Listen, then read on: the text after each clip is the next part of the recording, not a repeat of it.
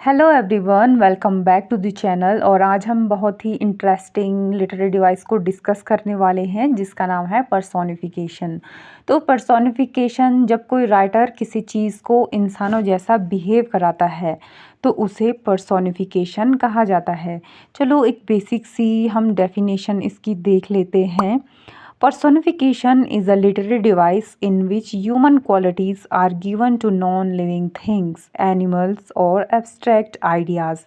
तो personification एक literary device है जिसमें कि human beings जैसी क्वालिटी किसी नॉन लिविंग चीज़, जानवर या किसी एब्स्ट्रैक्ट आइडिया को दी जाती है।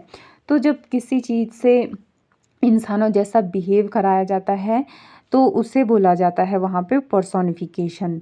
It makes writing more emotional, vivid and imaginative. तो इससे क्या होता है कि जो एक राइटिंग होती है वो बहुत ही भावनात्मक, जीवंत और कल्पनाशील बन जाती है। तो अब हम इसको एग्जाम्पल्स के थ्रू समझते हैं। जैसे कोई राइटर लिखता है the wind whispered through the trees. तो यहाँ पे बोला जा रहा है कि हवा पेड़ों के बीच फुसफुसाई। तो हवा को यहाँ पे इंसान की तरह बनाया गया है कि ये फुसफुसा रही है, तो यह एक पर्सोनिफिकेशन है। तो सेकेंड एग्जाम्पल हम देखते हैं the sun smiled brightly in the sky.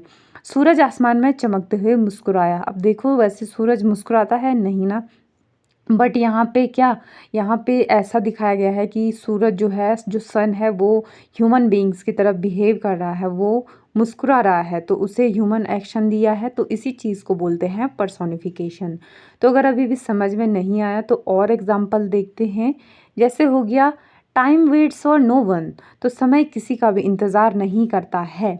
तो यहाँ पर टाइम को इंसान जैसी क्वालिटी दी गई है। जैसे हम इंसान होते हैं, किसी ने हमें वेट करने को बोला और हमने उसका वेट नहीं किया, तो हम तो ह्यूमन बीइंग्स हैं, बट अब टाइम है।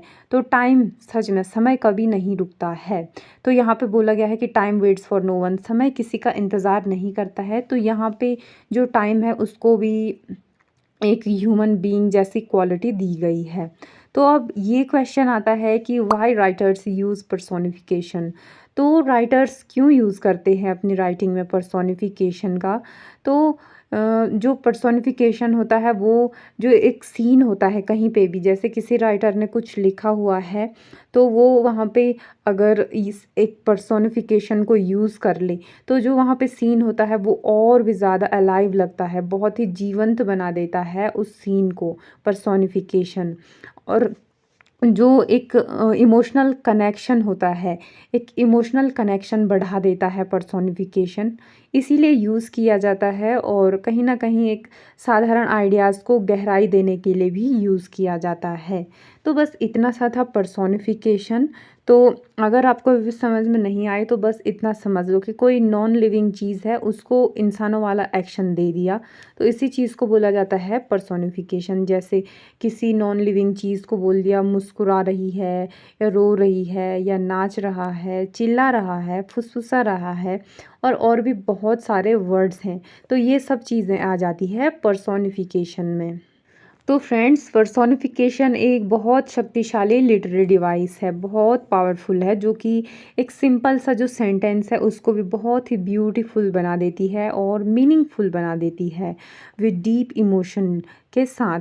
तो अगर आप ये पहचान ले कि किसी नॉन लिविंग चीज़ को ह्यूमन एक्शन दिया गया है, तो आप किसी भी पोएम या किसी भी कहानी में पर्सोनिफिकेशन को आसानी से पहचान सकते हैं। आई होप आपको ये समझ में आ गया होगा। और आज की वीडियो में बस इतना ही, और मिलते हैं नेक्स्ट वीडियो में।